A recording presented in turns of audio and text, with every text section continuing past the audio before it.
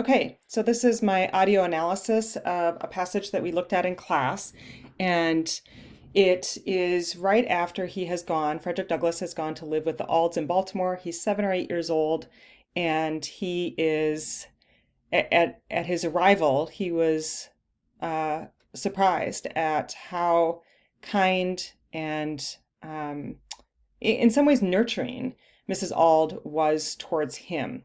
He had never experienced that with any other white person, and so it was a surprising experience for him. Unfortunately, as he indicates, it did not last. And so he begins this passage with, "But alas." Alas is an expression of grief or pity.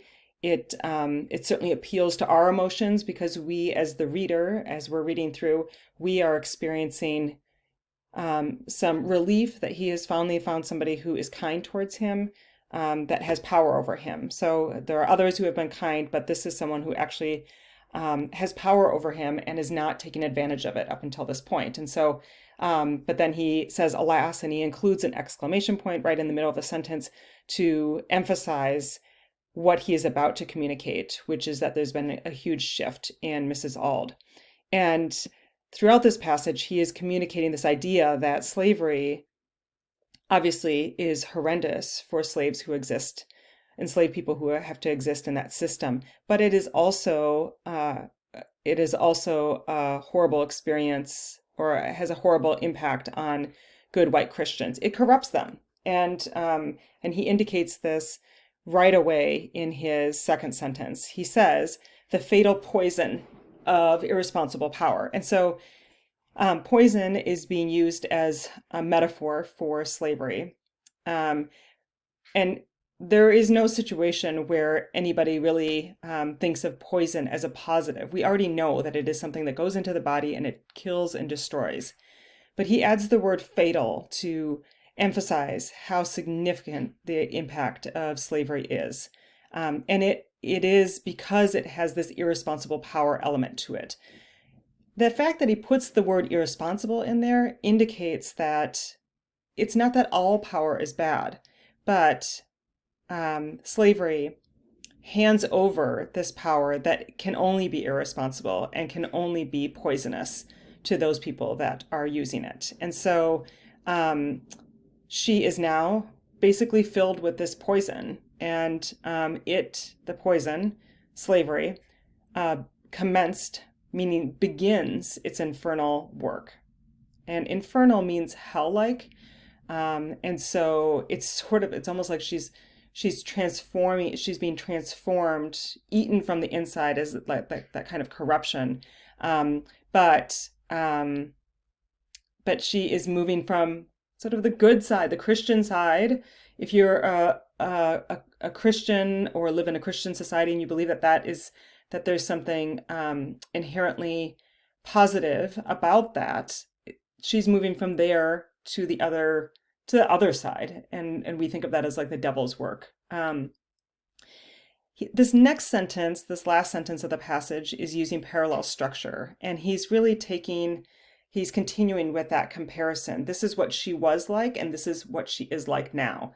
And so he says, "That cheerful eye, she was kind, under the influence of slavery, soon became red with rage." So he's got the cheerful eye juxtaposed with red with rage, which has a little alliteration, brings attention to this image of Mrs. Auld with red eyes, sort of popping out of her head, and it's creepy, and obviously very different from cheerful eye. And so we see that transformation. So up until this point, there's clearly an appeal to our emotions, that we hate the thought that someone who was so kind has made this shift. But now he's being kind of logical by saying this turns to this, and this turns to this, and this turns to this. And that parallel structure helps with that almost logical reasoning that he's putting in here. So he starts with that cheerful eye. His second example is that voice. That voice is made all of sweet accord, positive sounding, almost musical. Kindness just oozes from it. And unfortunately, then, it is changed to one of harsh and horrid discord. So he had alliteration with red with rage, and now he does that again with harsh and horrid. And discord is the opposite of accord. So accord has a positive sounding. We think about music, we think about pleasant voices, and instead now it's changed to discord. And music that includes discordant sounds has that almost, I almost think of fingernails on a chalkboard. It just really irritating, really like, oh, stop. And so that shift has happened for her there. And the final part of this logical reasoning that we see in this last sentence is that angelic face gave place to that of a demon. So again, angelic, like an angel. And so we are imagining her eyes now red with rage. Her voice is screechy and unpleasant, and then her angelic face is now that of a demon. And it's clear through this passage, he is showing that while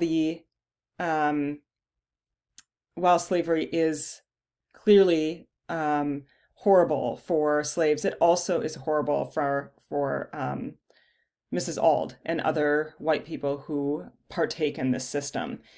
It's a little bit interesting as well, just to point out that when he says the fatal poison, it almost implies that being part of the system in some cases is not actually a choice for white people, that they just have to participate. So she's almost like a victim herself in this. And I think that's to further convince his audience that that everybody needs to work to not just save those who are enslaved, but also people like Mrs. Auld.